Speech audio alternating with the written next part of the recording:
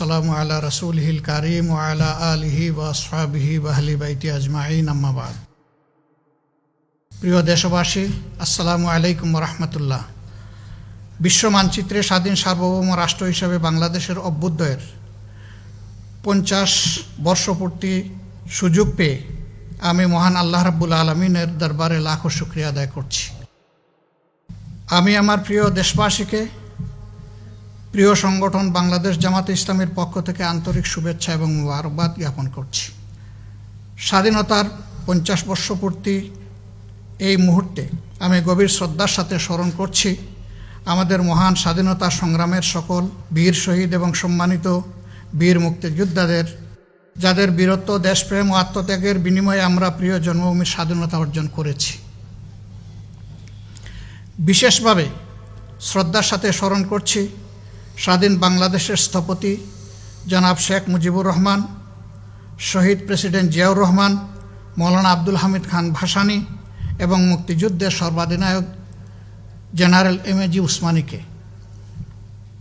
আমি শ্রদ্ধার সাথে স্মরণ করছি বাংলাদেশ জামাতে ইসলামের সাবেক আমির, ভাষা সৈনিক অধ্যাপক গোলাম আজম, সাবেক আমিরে জামাত ও সাবেক মন্ত্রী মৌলানা মতিউর রহমান নিজামী, জামাতের সাবেক সেক্রেটারি জেনারেল ও সাবেক মন্ত্রী আলী আহসান মোহাম্মদ মুজাহিদ, মোহাম্মদ কামারুজ্জামান, আব্দুল কাদের মোল্লা, মীর কাশেম আলীকে, যারা ন্যায় ও ইনসাফের ভিত্তিতে বাংলাদেশকে একটি ইসলামী কল্যাণ রাষ্ট্র হিসাবে গড়ে তোলার জন্য নিরলসভাবে আজীবন প্রচেষ্টা চালিয়ে গেছেন। মহান আল্লাহ রাব্বুল আলামিন তাদের শাহাদতকে কবুল করুন। সেই সাথে স্মরণ করছি শায়খুল হাদিস হজরত মৌলানা এ.কে.এম. ইউসুফ ও 5 বারের নির্বাচিত সাবেক এমপি হজরত মৌলানা আব্দুস সুবহান সহ যারা দীর্ঘদিন সরকারি নির্যাতনের শিকার হয়ে কারাগারেই ইন্তেকাল করেছেন। আমি আরও স্মরণ করছি অধ্যাপক এ.কে.এম. নাজির আহমদকে, যিনি দীর্ঘদিন শারীরিক ও মানসিক নির্যাতনের শিকার হয়ে দুনিয়া থেকে বিদায় নিয়েছেন। আল্লাহ তাদেরকেও শহীদ হিসাবে কবুল করুন। আমি শ্রদ্ধার সাথে স্মরণ করছি বিশ্ববরেণ্য মুফাসসিরে কোরআন ও সাবেক এমপি হজরত মৌলানা দিলওয়ার হোসেন সাঈদীকে। স্মরণ করছি সহকারী সেক্রেটারি জেনারেল জনাব এ.টি.এম. আজহারুল ইসলামকে, যারা সরকারের প্রতিহিংসার শিকার হয়ে দীর্ঘ প্রায় 11 বছর যাবৎ কারাগারের অন্ধকার প্রকোষ্ঠে কঠিন জীবনযাপন করছেন। সারা দেশে জামাতে ইসলামী ছাত্র শিবির সহ বিরোধী দলের হাজার হাজার নেতাকর্মীর বিরুদ্ধে মিথ্যা মামলা দায়ের করে মাসের পর মাস জেলখানায় আটকে রাখা হয়েছে। বহু সংখ্যক নেতাকর্মীকে ক্রসফায়ার দিয়ে হত্যা করা হয়েছে। স্বাধীনতার 50 বছর পূর্তিতে জামাতের শীর্ষ নেতৃবৃন্দ সহ বিরোধী দলের সকল নেতাকর্মীদের মুক্তি দেওয়ার জন্য আমি সংশ্লিষ্ট কর্তৃপক্ষের প্রতি আহ্বান জানাচ্ছি। প্রিয় দেশবাসী, মহান মুক্তিযুদ্ধের অন্যতম লক্ষ্য ছিল গণতন্ত্র, আইনের শাসন, মানবাধিকার, বাক স্বাধীনতা, বেঁচে থাকার অধিকার এবং অর্থনৈতিক মুক্তি।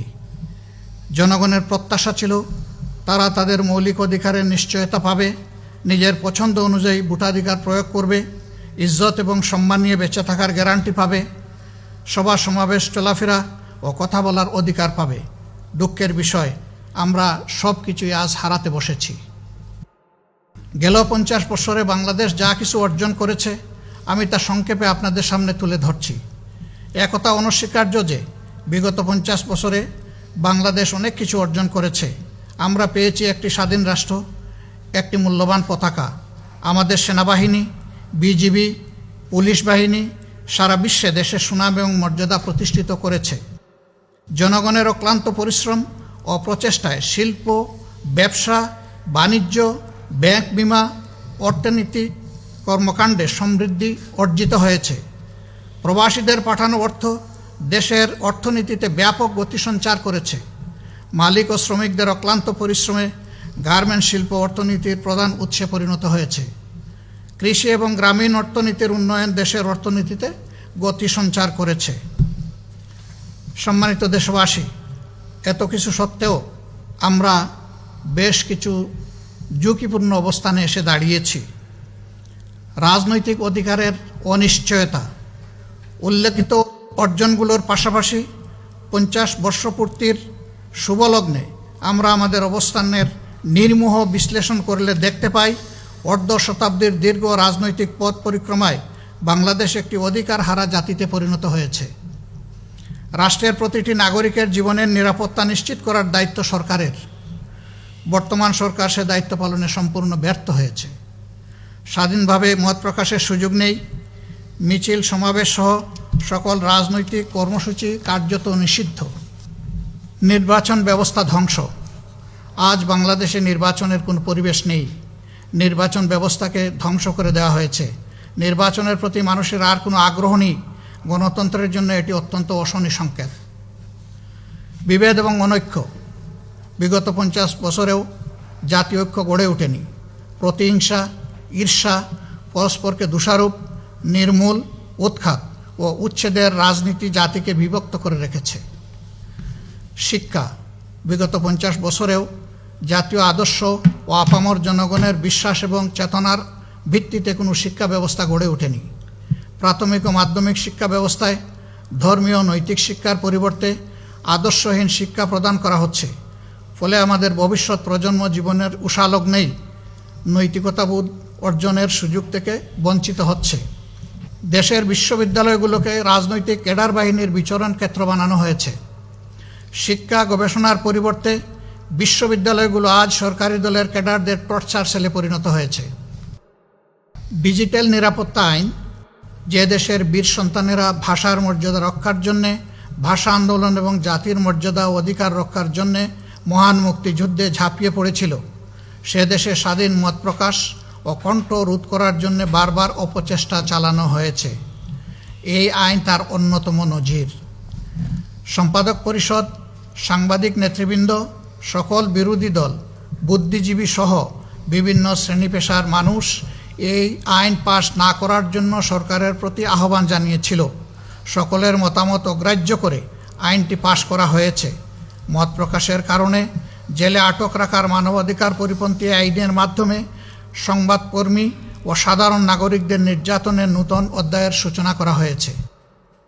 স্বাস্থ্য। দুর্নীতি ও অব্যবস্থাপনার কারণে স্বাস্থ্য খাত ভয়াবহ বিপর্যয়ের সম্মুখীন। কোভিড-19 এর কারণে স্বাস্থ্য খাতে দুর্নীতির খণ্ডচিত্র জাতির সামনে উন্মোচিত হয়েছে। প্রকৃত চিত্র তার চেয়ে অনেক ভয়াবহ।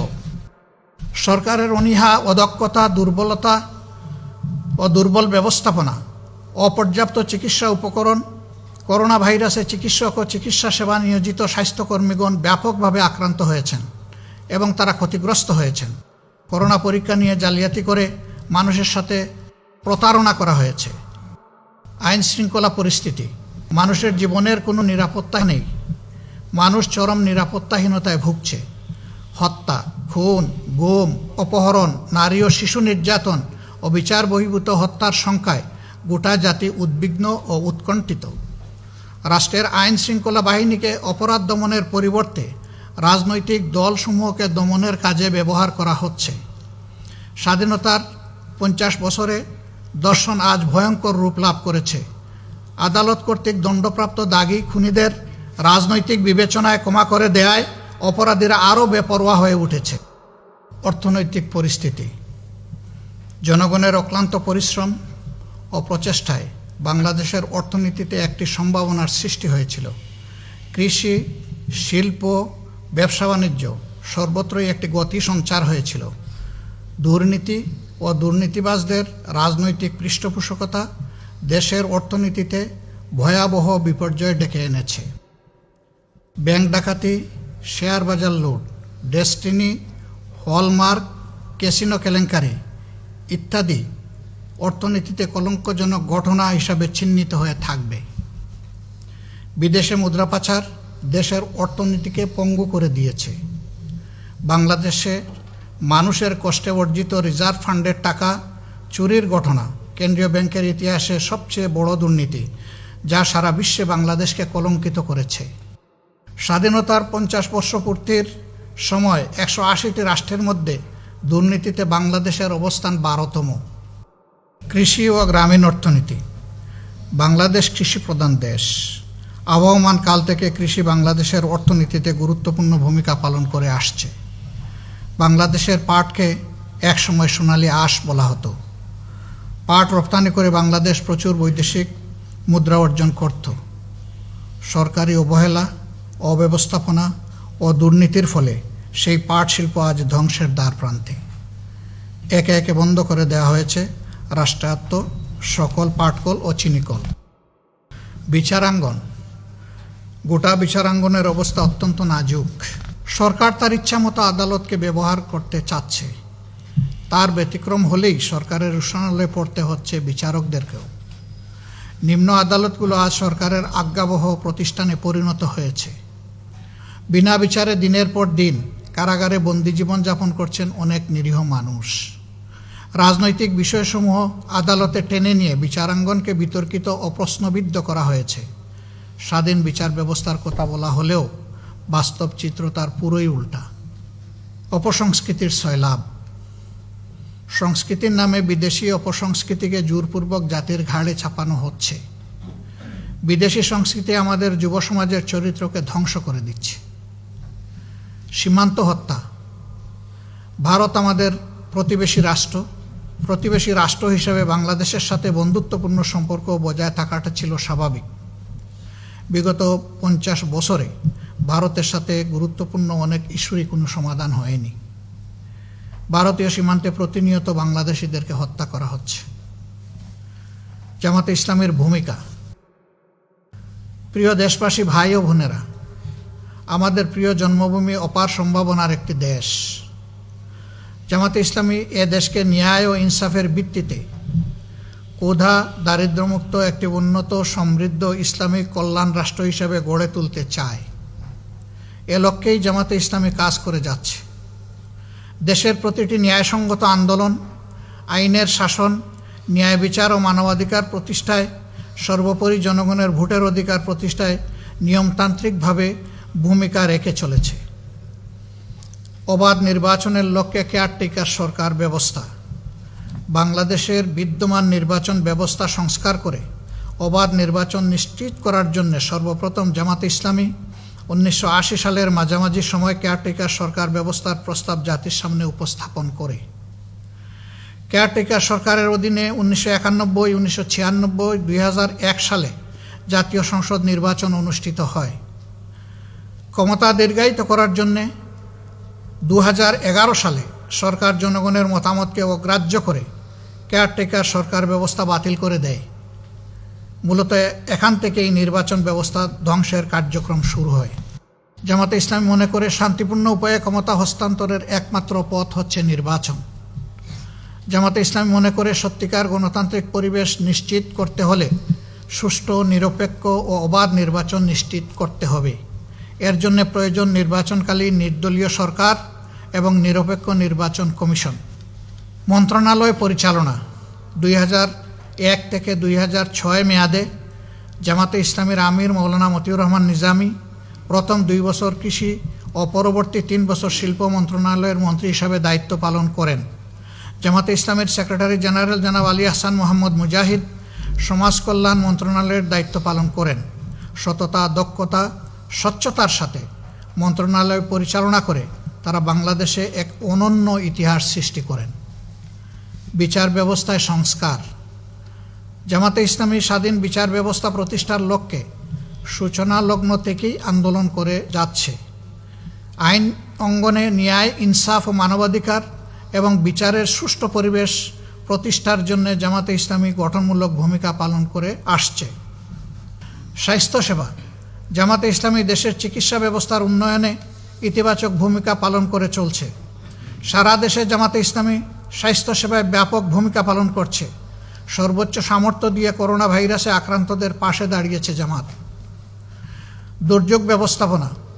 জামাতে ইসলামী 1988 সালের ভয়াবহ বন্যা, 1991 সালের জলোচ্ছ্বাস, টর্নেডো, সাইক্লোন, সিডর, আমফান সহ প্রতিটি প্রাকৃতিক দুর্যোগের সময় মানুষের পাশে দাঁড়িয়েছে। বন্যা ও মঙ্গা কবলিত এলাকায় জামাতে ইসলামী সাধ্যমতো তৎপরতা চালিয়েছে। বিভিন্ন দুর্ঘটনায় নিহত, আহত, অগ্নিসংযোগে ক্ষতিগ্রস্ত, নৌকাডুবি সহ নানা দুর্ঘটনায় ক্ষতিগ্রস্ত ব্যক্তি ও পরিবারের পুনর্বাসনে জামাতে ইসলামী সাধ্যমতো চেষ্টা চালিয়ে যাচ্ছে। সামাজিক কার্যক্রম। অসহায় দরিদ্র মানুষের আর্থিক সহায়তা, বেকার যুবকদের কর্মসংস্থান, শিক্ষা উপকরণ বিতরণ, বিয়ে শাদী, পরিষ্কার পরিচ্ছন্নতা অভিযান, মশক নিধন অভিযান, রোগীর পরিচর্যা, চিকিৎসা সহায়তা প্রদান, স্বেচ্ছায় রক্তদান কর্মসূচি, ফ্রি মেডিকেল ক্যাম্প, ভ্রাম্যমাণ স্কুল, মক্তব, টেকনিক্যাল সেবা, বৃক্ষরোপণ, দুর্যোগকালীন সহায়তা প্রদান, ত্রাণ বিতরণ, মাতৃত্বকালীন সেবা প্রদান, বেকারদের কর্মসংস্থান ইত্যাদি বিভিন্ন রকম সামাজিক কর্মকাণ্ডে জামাতে ইসলামী ভূমিকা পালন করে যাচ্ছে। ইসলামী রাজনীতির বিকাশ। বাংলাদেশের অনিশ্চিত রাজনৈতিক পরিস্থিতিতে জামাতে ইসলামী আদর্শভিত্তিক রাজনীতির সূচনা করেছে। জামাতে ইসলামীর রাজনৈতিক তৎপরতায় দেশের আলেম ওলামা, ইসলামী ব্যক্তিবর্গ ইসলামের রাজনীতির গুরুত্ব উপলব্ধি করছেন। ইসলামকে জীবন ব্যবস্থা হিসেবে প্রতিষ্ঠার আন্দোলনে জামাতে ইসলামীর ভূমিকা দেশবাসীর মনে আশার সঞ্চার করেছে। লক্ষ্য বাস্তবায়নে জামাতে ইসলামী আদর্শ ও দেশপ্রেমিক নেতৃত্ব তৈরি করছে। ইসলামীয় জাতীয় ঐক্য। জামাতে ইসলামী দেশের দেশপ্রেমিক ও সকল ইসলামী দলসমূহ, সর্বজন শ্রদ্ধেয় আলেম উলামা, ইসলামী চিন্তাবিদ, লেখক, গবেষক, ওয়াইজিন, মুফাসসিরিন, মসজিদের ইমাম ও খতিব সহ সকল শ্রেণী পেশার মানুষকে নিয়ে ইসলামী মূল্যবোধের ভিত্তিতে জাতীয় ঐক্য গড়ে তোলার নিরলস প্রচেষ্টা চালিয়ে যাচ্ছে।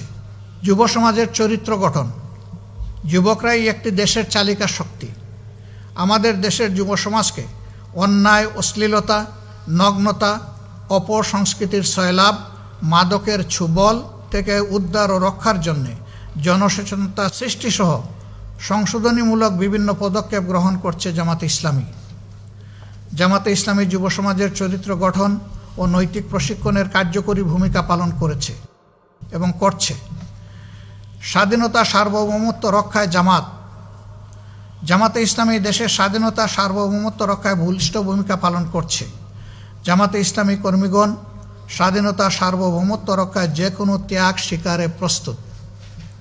আন্তর্জাতিক অঙ্গনে জামাতে ইসলামী বিশ্বের বিভিন্ন দেশ, ইসলামী সংগঠন, ইসলামী ব্যক্তিত্ব, সরকার এবং বিভিন্ন মানবাধিকার সংস্থার সাথে যোগাযোগ ও সমন্বয় সাধন করে গুরুত্বপূর্ণ ভূমিকা পালন করে চলছে। দেশে দেশে নির্যাতনের বিরুদ্ধে রাজপথে প্রতিবাদ জানিয়ে আসছে।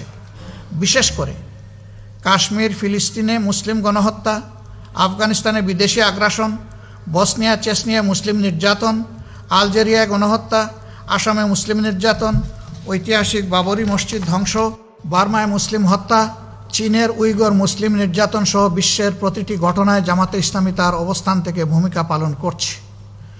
বার্মা থেকে বিতাড়িত মজলুম রোহিঙ্গা মুসলমানদের পাশে দাঁড়িয়েছে জামাতে ইসলামী। অমুসলিমদের অধিকার। জামাতে ইসলামী অমুসলিমদের ধর্মীয় নাগরিক অধিকারের প্রতি গভীর শ্রদ্ধাশীল এবং তাদের অধিকার রক্ষায় সোচ্চার ভূমিকা পালন করে আসছে। অমুসলিমদের উপাসনালয় ও ভিন্ন ধর্মাবলম্বীদের বাড়িঘরে যাতে নিরাপদ থাকে সেই জন্য জামাতে ইসলামীর কর্মীগণ দেশের বিভিন্ন স্থানে বিশেষ বিশেষ সময়ে পাহারাদারের ভূমিকা পালন করেছেন। সন্ত্রাস ও জঙ্গিবাদের বিরুদ্ধে জামাতে ইসলামীর সূচনালগ্ন থেকেই সকল প্রকার সন্ত্রাস, নৈরাজ্য ও জঙ্গিবাদের বিরুদ্ধে ভূমিকা পালন করে আসছে। দেশ ও মানুষের কল্যাণে জামাতে ইসলামীর গঠনমূলক তৎপরতা আগামী দিনেও অব্যাহত থাকবে ইনশাআল্লাহ। সম্মানিত দেশবাসী, জামাতে ইসলামী তার প্রতিষ্ঠালগ্ন থেকে নিয়মতান্ত্রিক ও গণতান্ত্রিক পন্থায় সংগঠন পরিচালনা ও গণমানুষের কল্যাণে রাজনীতি করে আসছে। বাংলাদেশ সাম্প্রদায়িক সম্প্রীতির দেশ। এ দেশে মুসলিম, হিন্দু, খ্রিস্টান, বৌদ্ধ ও সকল ধর্ম সম্প্রদায়ের মানুষ যুগ যুগ ধরে শান্তিপূর্ণভাবে সহাবস্থান করে আসছে। জামাতে ইসলামী জনগণের ন্যায় ও যুক্তিসঙ্গত অধিকার প্রতিষ্ঠায় বদ্ধপরিকর। সীমাহীন জুলুম, নির্যাতন, ত্যাগ, কুরবানির বিনিময়ে বাংলাদেশ জামাতে ইসলামী বর্তমান পর্যায়ে উপনীত হয়েছে। শহীদদের চূড়ান্ত কুরবানি, জেল, জুলুম, নির্যাতন এ আন্দোলনকে মজবুত ও বেগবান করছে। প্রিয় দেশবাসী, ভাই ও বোনেরা, বাংলাদেশ আমাদের সকলের। এদেশের যেসব সমস্যা বিরাজমান সেগুলোর সমাধান সকলে মিলে করতে হবে। এদেশের স্বাধীনতা সার্বভৌমত্ব রক্ষা আমাদের সকলের দায়িত্ব। স্বাধীনতার 50 বছর পূর্তিতে আমাদের শপথ হবে বিভেদ নয়, ঐক্যের মাধ্যমে দেশকে গড়ে তুলতে হবে। বাংলাদেশ জামাতে ইসলামী দেশের স্বাধীনতা, সার্বভৌমত্ব রক্ষা এবং অধিকার আদায়ের সংগ্রামে জুলুম নির্যাতনের শিকার হওয়া সত্ত্বেও শত প্রতিকূলতা ও প্রতিবন্ধকতা মোকাবেলা করে রাজপথে প্রতিবাদ মুখর থেকেছে। আগামী দিনেও সবাইকে সাথে নিয়ে জামাতে ইসলামী দেশ গড়ার রাজনীতি অব্যাহত রাখবে ইনশাআল্লাহ। তাই ক্ষমতাসীন মহলসহ সকল রাজনৈতিক দল ও মহলের প্রতি আমাদের আহ্বান, আসুন স্বাধীনতার 50 বছর পূর্তির ও ঐতিহাসিক মুহূর্তে দেশের বৃহত্তর কল্যাণে জাতীয় স্বার্থকে প্রাধান্য দিয়ে সুস্থ ও গঠনমূলক রাজনীতির চর্চা করি।